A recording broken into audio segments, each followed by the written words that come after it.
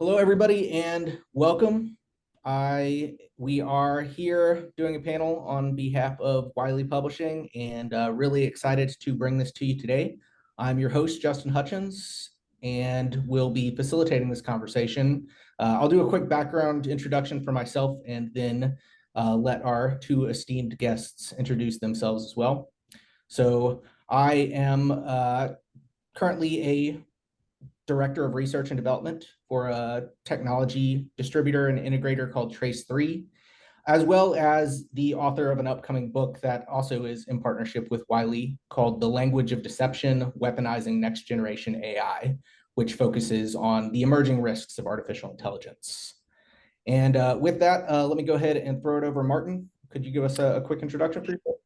Of course. So my name's Martin Lee. I'm currently EMEA lead for Cisco Talos, which is Talos. Talos is Cisco's threat intelligence and security research organization. And I'm the author of Cyber Threat Intelligence, published by Wiley, which clue is in the name, is a textbook on cyber threat intelligence and how you go about finding information about threats. Excellent. And Babak? Sure, I'm Dr. Babak Shawarka. I'm lead author of the book An Introduction to Security at Zybooks, which is a division of Wiley. I'm also an associate professor of cybersecurity. I've been teaching cybersecurity courses for the past 12, 13 years. Prior to that, I was working in various industries and various roles. I was information security analyst, a software developer, systems engineer at various companies in Japan and UK and US. And mostly investment banking and finance and telecommunications and research. Excellent. So as you can tell, we've got a lot of experience in the room. I think this is going to be a fantastic conversation.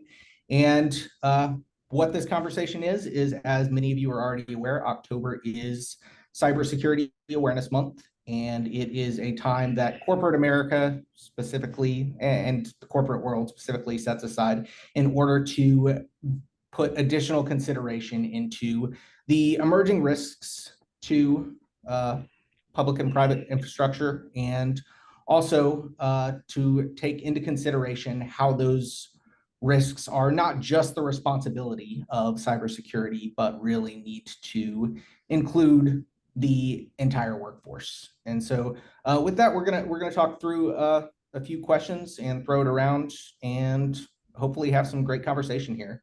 So to set the stage, obviously, one of the big factors that is important both for Cybersecurity Awareness Month, but for cybersecurity in general, is the human factor and how human psychology plays into cybersecurity. So the first question that I wanted to ask was, what role does human behavior play in cybersecurity, and how can organizations better foster a security-conscious culture among their employees? So with that, I'll throw it over to you first, Babak.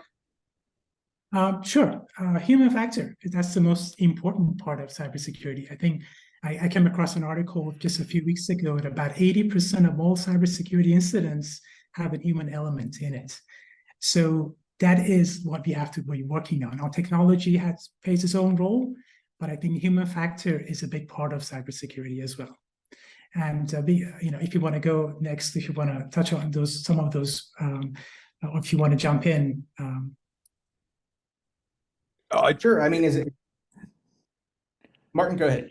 Go on. No, I just the invitation to jump in. Happy to add or happy to take turns, whatever. I mean, what I'd say is human failure is part of being human. Humans are incredible things. They're inventive, they're creative, they do so much. Failing is part of being human. We know how it works, as has been studied so much. The key thing in cybersecurity is we have bad guys actively trying to get people to fail. The siren call of the con artist, of the swindler, is something which is as old as humanity itself. So we're never going to completely get rid of the problem of of human failure. What we can do is understand how humans fail and bring that into cybersecurity. I think fundamentally is keeping temptation away from the end user. If we can block the threats getting in the inbox of the end user or getting in front of them, we're removing temptation and they're less likely to fail.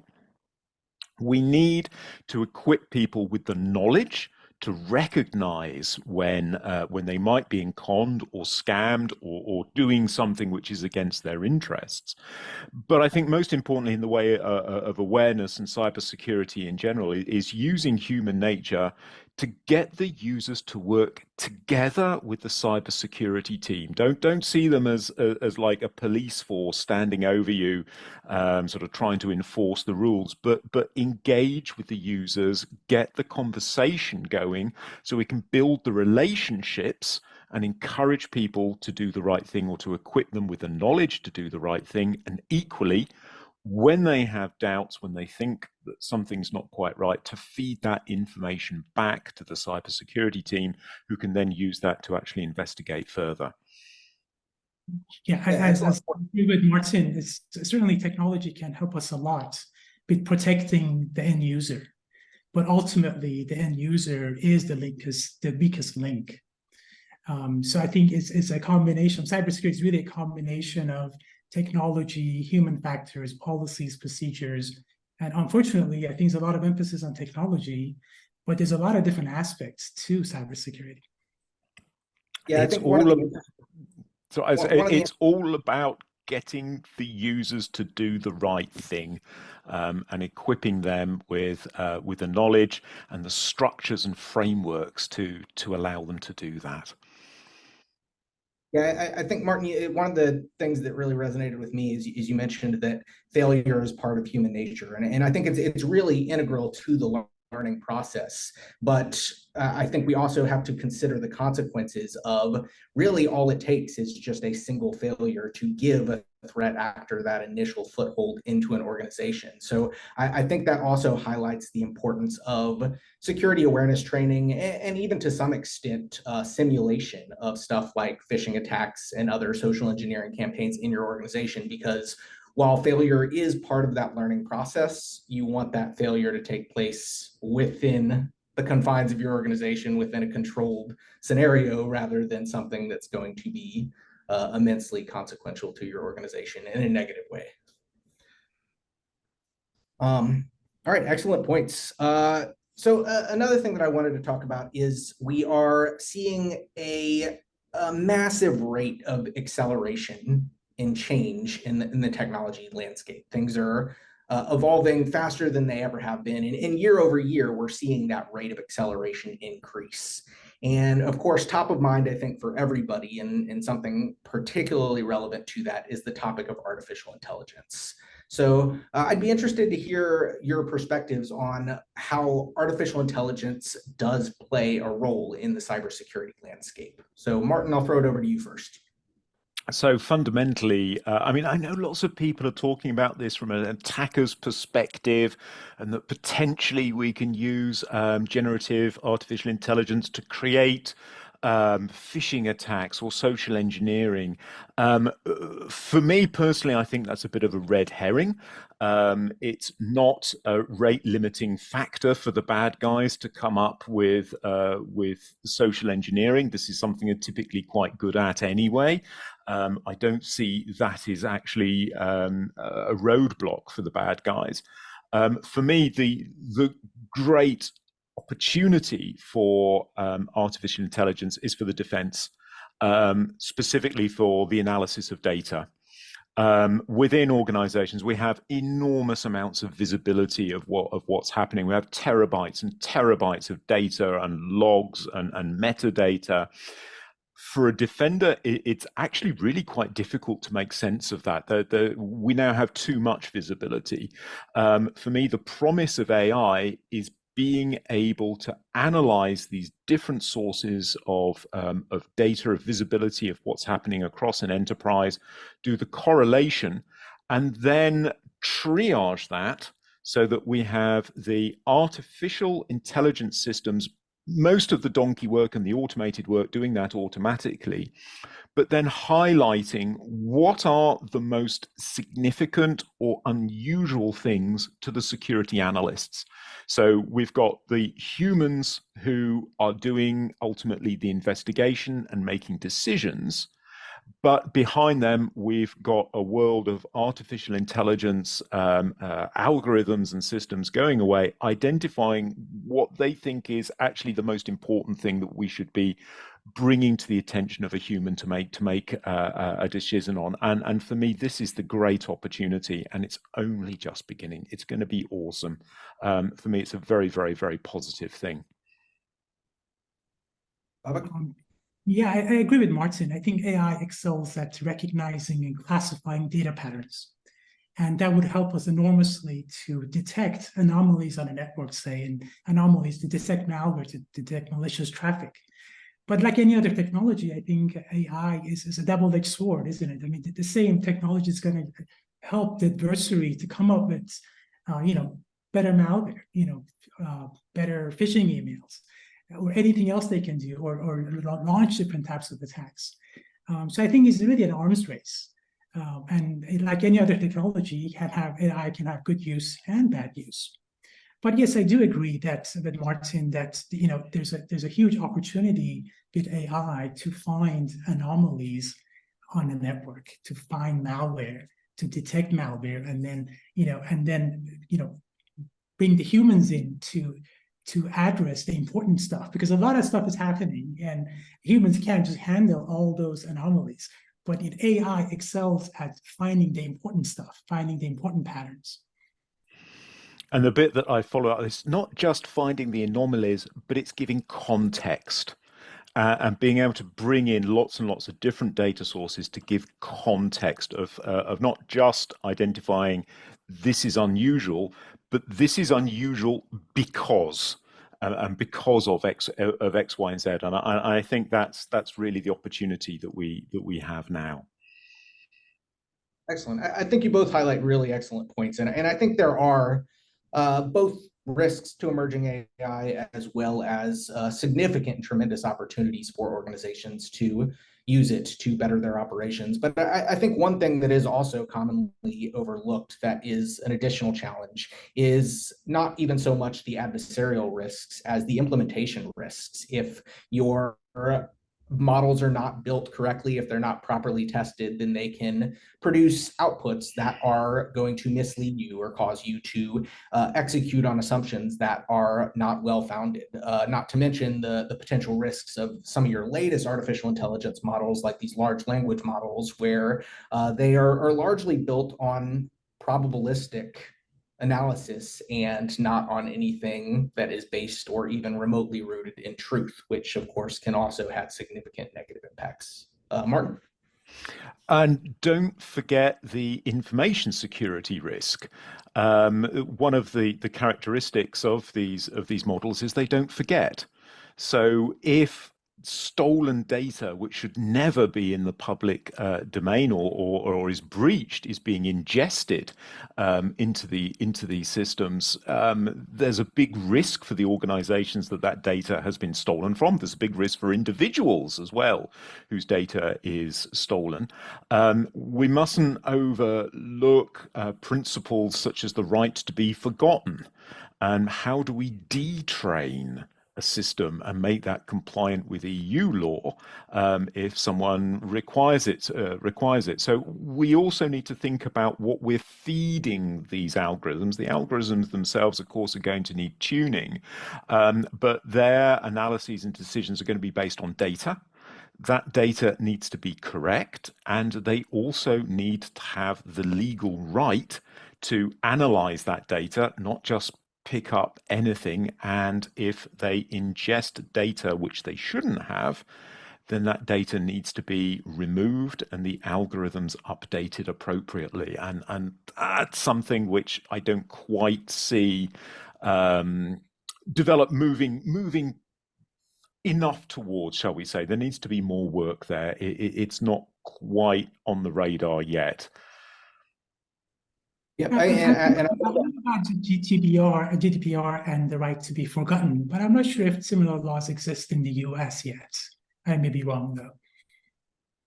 Yeah, I know California probably has the most aggressive in the US, but you're right, we're certainly far behind.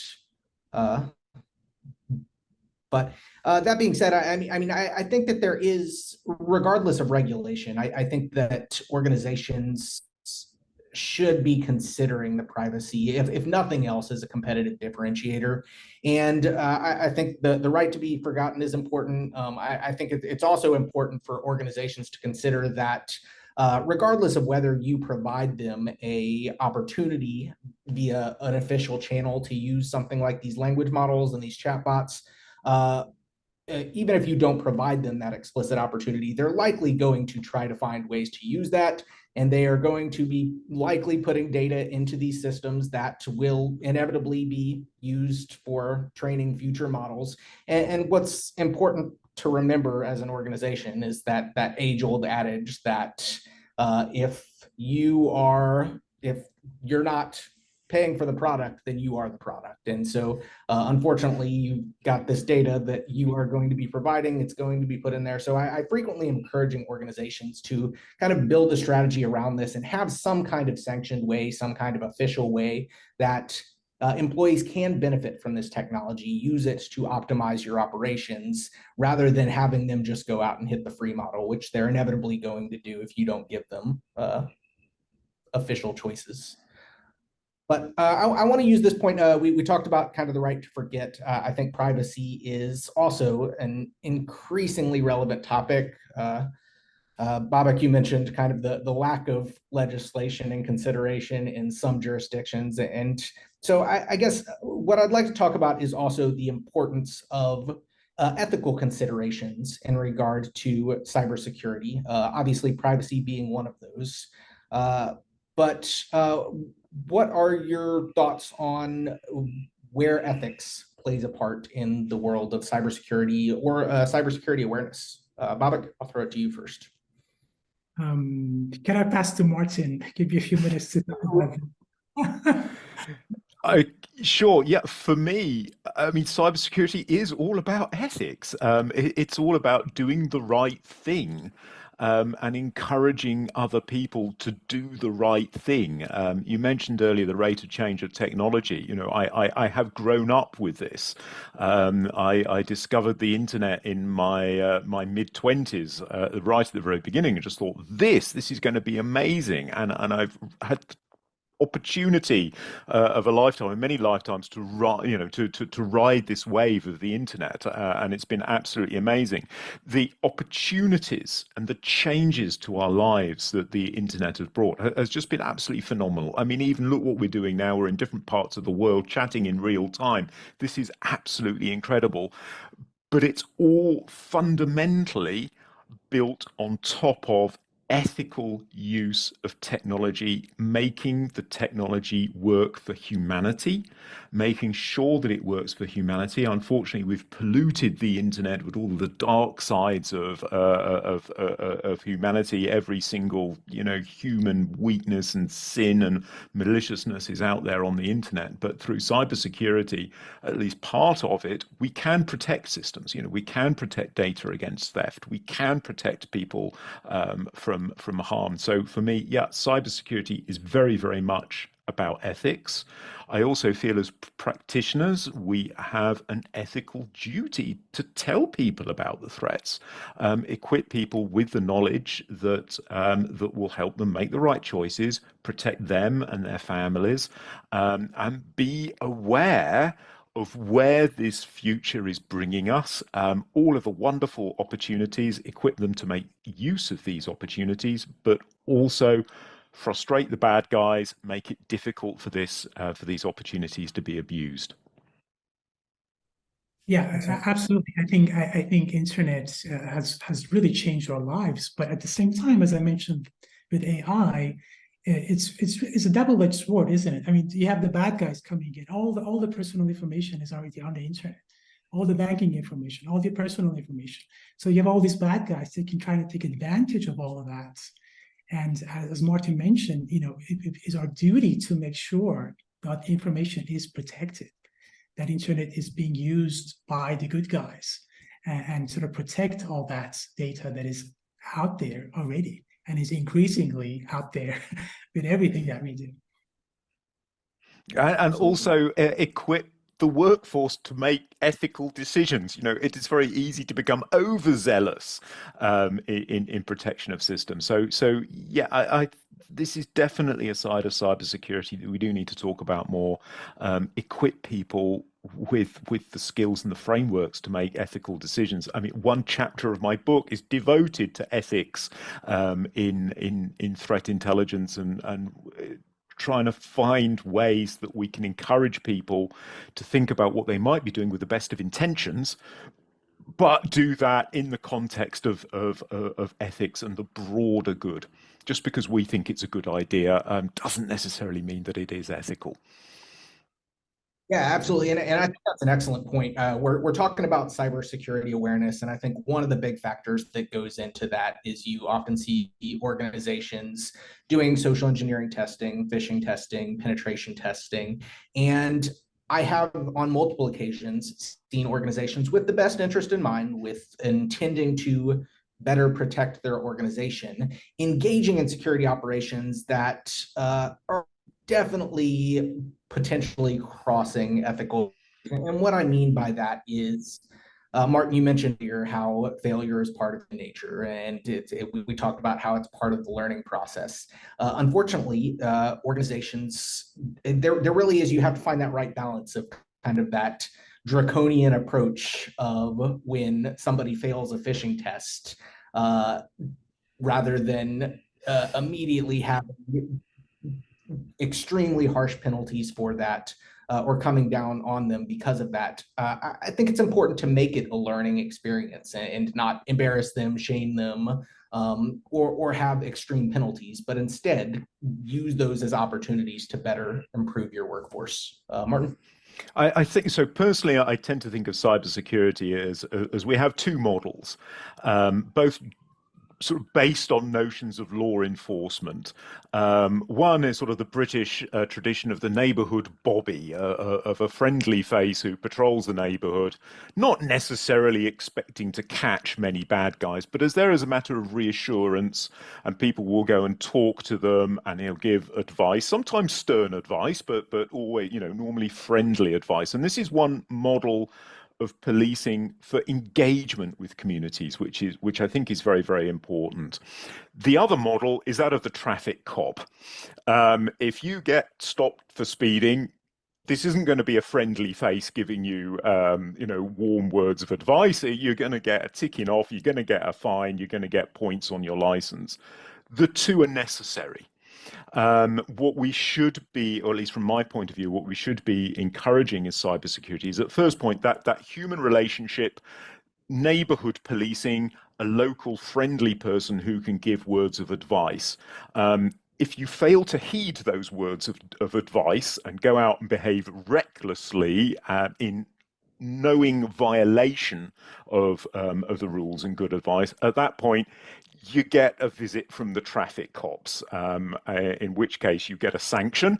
And yeah, you get, so many sanctions before you get a serious sanction, serious consequences. But that first point of call and those first words of advice should be from a neighborhood point of view, keeping the neighborhood and the society safe, and given in the context of a warm and friendly relationship. And only once you don't listen to that, then you get the rap on the knuckles, and then you get the consequences. But I think those 2 points of enforcement are separate and should potentially be done by separate teams. Yeah, absolutely. I mean, I think part of building a cybersecurity culture within an organization is to encourage employees to report security incidents, is to, not to penalize them, is to encourage them to report incidents, to, if they see anything anomalous, if they see anything, out of place, to report it, freely report it without being, without fearing being penalized. And I think all of this is part of building that culture within an organization. We don't want to penalize employees because they clicked on the wrong link and a phishing email. We want to identify them and do more training. And the other thing to be aware of is actually your employees that are continuously clicking on the links are very, very useful to your security posture because they're your canaries. They're the ones where the infection is going to start. So if you can identify them, and let's be honest, there are some people who are resistant to security training. With the best of intentions, it goes in one ear and out the other. They're the ones clicking on every single funny cat video.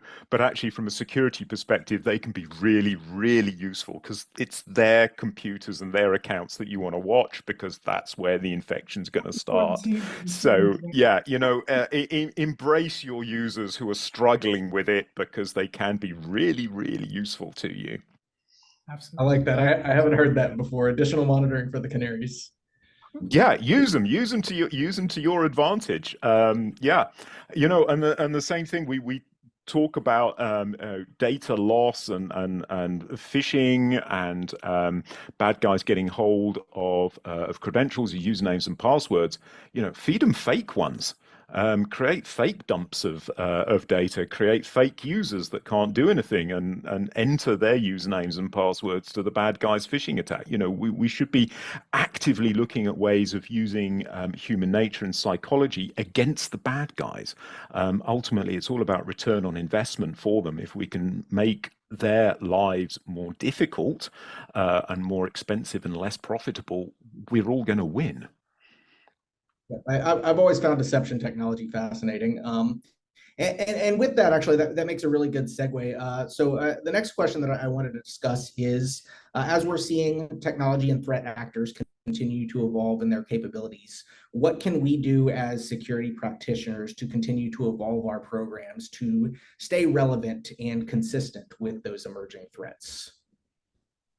Well, we can certainly use technology to detect a lot of these new types of attacks. We talked about this earlier. AI can help us find these patterns, anomalous patterns, and detect the important ones. And also, we can continue training our employees as we have been. The attack surfaces are largely the same: emails, phishing emails, mobile devices. Those are the things we need to concentrate on. Technology changes, but we need to protect our attack surfaces. Yeah, for me, this is cyber threat intelligence. This is what cyber threat intelligence is all about.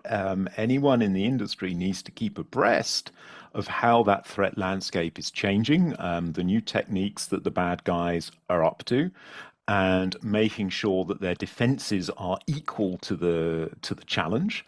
The other thing to consider is many of the attacks, or certainly the attacks that we see, can be prevented by doing the basics correctly. If you're getting the boring stuff such as securing the email, filtering emails coming in, getting the authentication of your users done correctly, making sure your systems are patched and you have an endpoint protection on every single system, endpoint and server that you've got, you're going to be in a very, very good position to protect against future threats. I think one danger that I see is that sometimes we focus on the new and the novel to the detriment of actually focusing on the basics and getting the basics right. If you can do that, you're putting yourself already in a very, very strong security posture. Yes, absolutely. Yeah. I came across an article just a few weeks ago that said up to 85% of all unauthorized access can be prevented by multi-factor authentication. Yeah. That's incredible, right? Well, and that's just simple to implement. That's to protect 85%. So it's as Mark mentioned, the basics will work no matter what. This is it. If you have single sign-on for your entire organization, one, it means that your security teams have the visibility of where users are logging in, so we can spot anomalies. If a user does get compromised, there's a single panel that you can just quarantine them and kick them off. It makes everything so much easier. The multi-factor authentication. I mean, it's not a panacea. It's not a magic bullet. It's not going to magically solve all of your problems, but it makes it that much more difficult for the bad guys if somebody does accidentally fall for a phishing attack, which may be offline or over social media or something, or even over the telephone now that we have with phishing. The bad guys can't use those credentials without causing an alert. And again, we've got the opportunity of the security teams or AI to be able to identify that anomaly, quarantine the user, investigate what's going on, and the problem is solved, and we've stopped a breach even before it started. So I think we've got a combination here of back to the fundamentals, the importance of kind of just having your basic security hygiene in order the way it should be, as well as having your operations informed by threat intelligence and what's going on outside of your four walls. That being said, obviously we have to strike a balance there, but another balance that I think is worth considering is we talk about user awareness, and obviously we need to approach training not just to our security personnel but to our entire organization in such a way that communicates those threats to where they're more resilient to them, but not over communicates those threats. I know as a security professional, if I look at some of these threat intelligence feeds, for me it's like drinking from a fire hose. So what I'm curious is do either of you have a perspective on how we can distill the information about those emerging threats in such a way that is palatable to the end user while still striking that balance of not overwhelming them or having them just completely check out?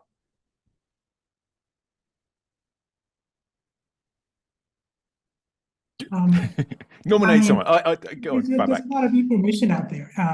So I'm not sure if there's a good way, but end users, as long as you protect their space, I think you're fine. I mean, they don't really need to know about all these other threat vectors. As we're protecting their interface to their internet interface, I think they'll be fine. They're protected. And it's up to the security professionals to worry about all these other intelligence out there. What is the latest way of, the latest malware? They can take care of that. But employees just need to be sure they're not clicking on those attachments, email attachments. So I'm not sure if the end users really have the need to be overwhelmed with all that intelligence. Perhaps that comes back to that fundamentals of just hammering in that don't click the link. Yeah. Don't open the attachment. It's all about knowing the needs of your audience and getting the right message to them. You can segment your audience massively. There are cybersecurity professionals. The people in the SOC need one level of information. People who are consultants need another. C-level execs making budgetary decisions are another level. It's all about tailoring that message to the right audience. The analogy that I use is you don't play opera to an audience expecting punk, and you don't play punk to an audience expecting an opera. Play the right music to the right audience. Everyone's happy. Everyone goes away with everything that they need. But you got to tailor that message to what the user needs and what the user or that consumer of intelligence needs, their requirements, what they need to get out of it, and adapt the information to the right level. We can do it. Marketing teams have been doing this for years. We need to borrow some techniques from sales and marketing so that we do get the right messages to the right people. But I do think that most companies, they don't do role-based cybersecurity training. They do one very generic for everybody, and that's really not a good idea, I think.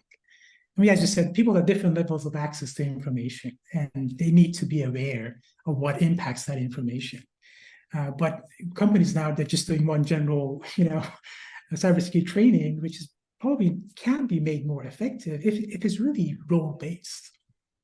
Yeah, one size doesn't fit all. Tailor it for your audience. I mean, what one size is better than nothing.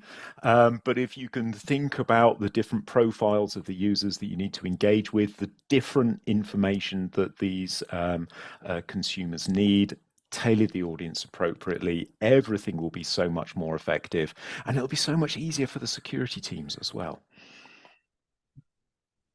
Absolutely. I like your point, Martin, that we need to take a lead from marketing and kind of I've seen a lot of innovations in cyber awareness training that kind of focuses on everything from making the training more engaging. I think one of the challenges that we've seen year over year is just this really painful computer-based training where people just have a tendency to click through and then just answer the quizzes at the end. And I think we're starting to see more engaging content, as well as even in some cases, kind of gamification of that cyber awareness training, which I think is really valuable. All right, so with that, we talked a little bit about kind of the blind spot of our kind of some of the blind spots of our awareness programs. But I'm curious, are there any other opinions that either of you have in regard to some of the areas of cyber awareness or cybersecurity that are often overlooked or underestimated in an organization? Yeah, the benefits. The benefits of cybersecurity awareness training and return on investment. We often talk about, yeah, how do we get this more engaging? How can we increase participation rates? But I think very rarely do we talk about the benefits of this. And ultimately, we've all got bosses who are making decisions based on returns on investment and costs and opportunities. Let's start talking about training, expressing training, both in cybersecurity skills and also awareness in terms of return on investment.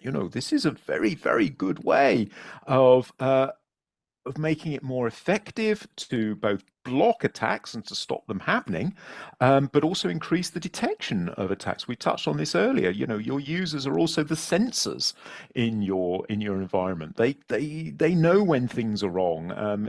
Empower them to speak up. Empower them to speak to the right people, and you can make what might have been a very, very expensive breach actually something which is really minor and mundane and swift to resolve. So training, awareness training, cybersecurity skills, very, very cost effective indeed.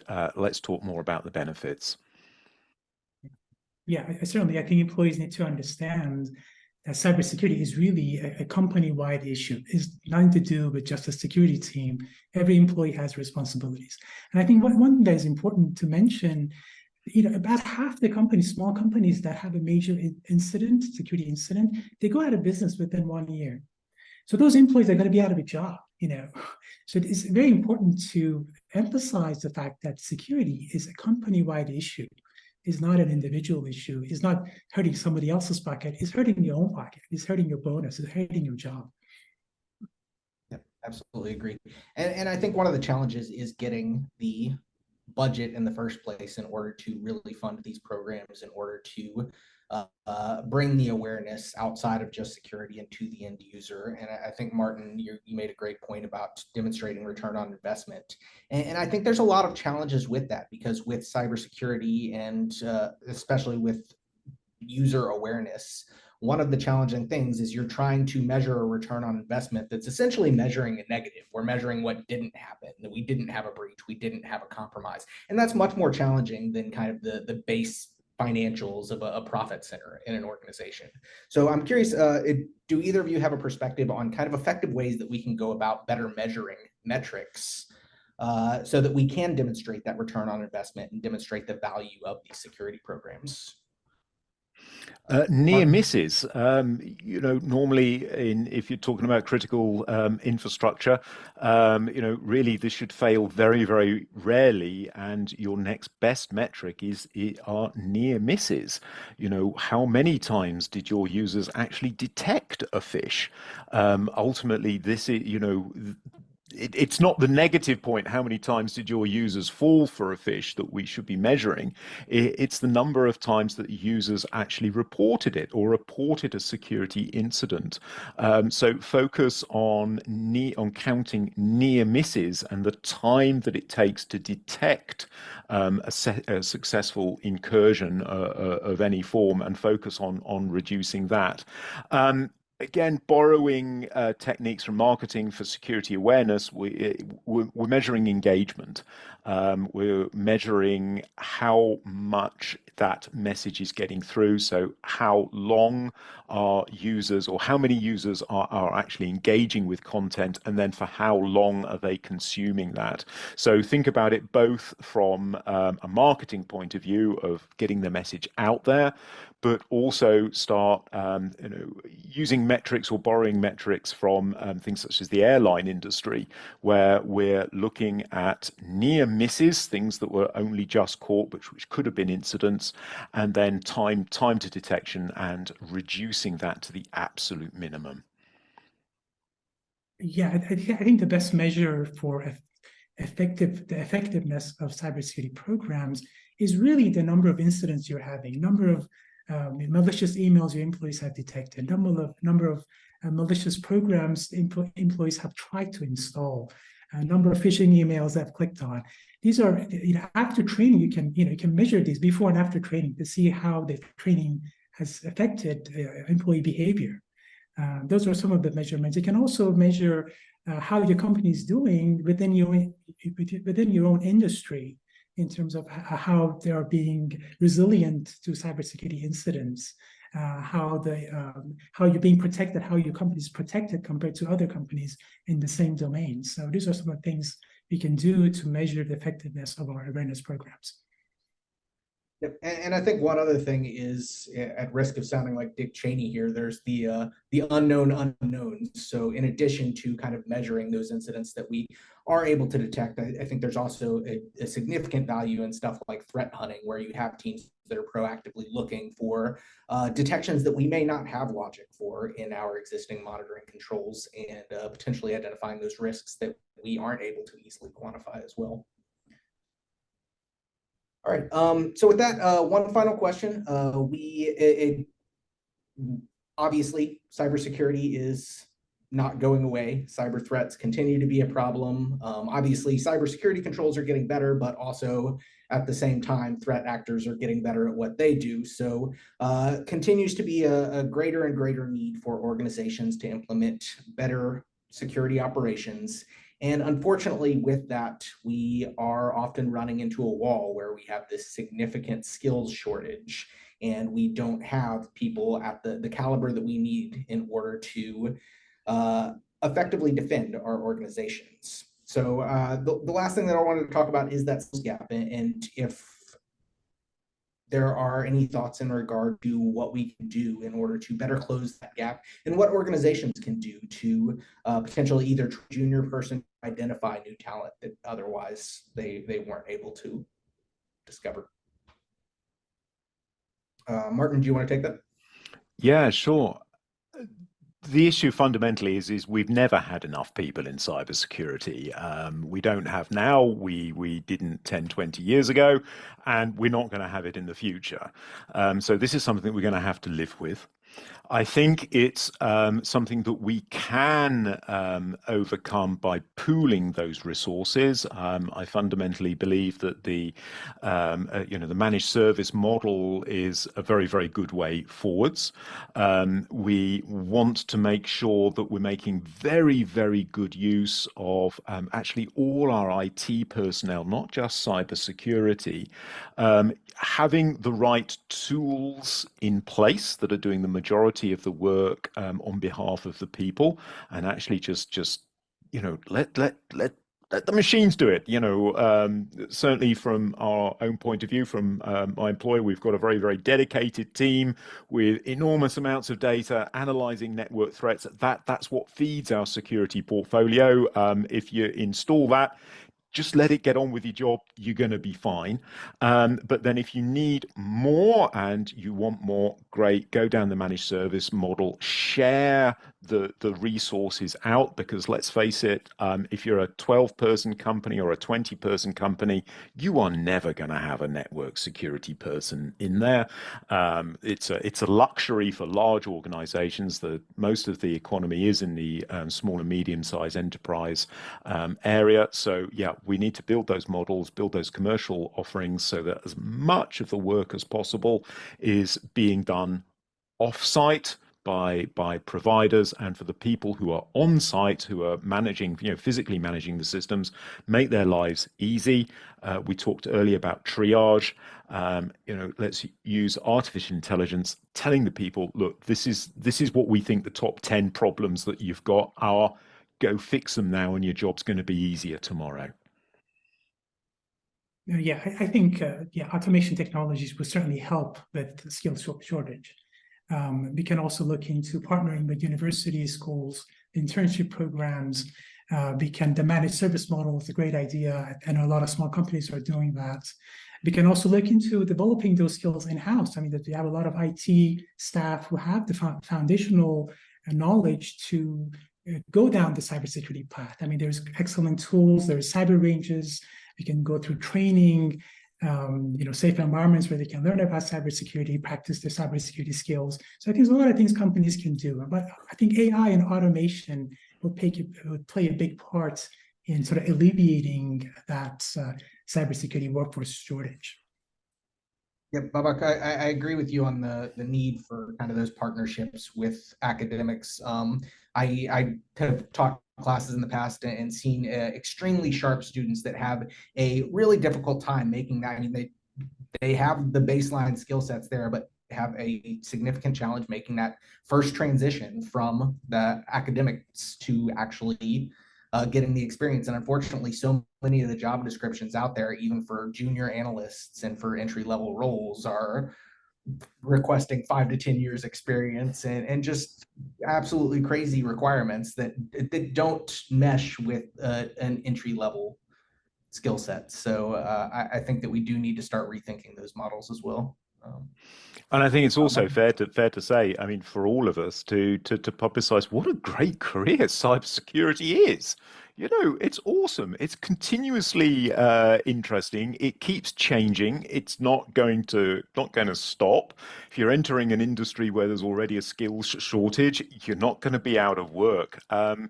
Yeah, let us talk more about what an absolutely awesome job cybersecurity is, and indeed encourage and actively help and mentor any people who are early in their careers, or indeed anyone who wishes to career switch and is able to bring in a fresh perspective and fresh skills from an earlier career into the domain. Welcome with that with open arms. I think it's an excellent community, very, very welcoming. Very, very opening, and there really is a place for anyone, no matter what their background. Come and get involved. It's awesome. Absolutely agree. If you're not in cybersecurity, this is the place to be. Well, this has been a fantastic conversation. We could obviously go all day on this, but we have to keep it within a reasonable amount of time. That being said, I did want to leave it open for if either of you had any final thoughts. Martin, any final comments? I mean, I'll go back to the bit that we did talk about very briefly in terms of skill development, and certainly working with universities. Again, I teach at university. I try and pass on my skills. My book I wrote, this is the book that I wanted to find 20 years ago when I started in cybersecurity. I couldn't find it, so I went out there and wrote it. I think all of us working within cybersecurity should be Yep. Once again, for the listeners, what was the title of your book? I have it here with me. I wrote my book, Cyber Threat Intelligence. I'm gonna shill it out as much as I can. I spent 2 years writing this. It was the book that I wanted to find when I started working in cybersecurity, and still I didn't find it. So I set out and wrote it.